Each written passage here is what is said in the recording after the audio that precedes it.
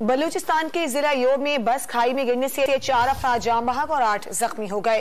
हादसा कौमी शाहराह पर दहाना सर के मकाम पर पेश आया, जहां रावलपिंडी से कोयटा जाने वाली बस ड्राइवर से बेकाबू होकर खाई में जा गिरी। लेवी जराये के मुताबिक हादसे में 4 अफराद मौके पर ही जाम बहक और 8 जख्मी हो गए।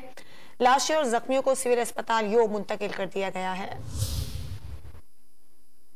हादसा कौमी शाहराह पर दहाना सर के मकाम पर पेश आया, जहां रावलपिंडी से कोयटा जाने वाली बस ड्राइवर से बेकाबू होकर खाई में जा गिरी।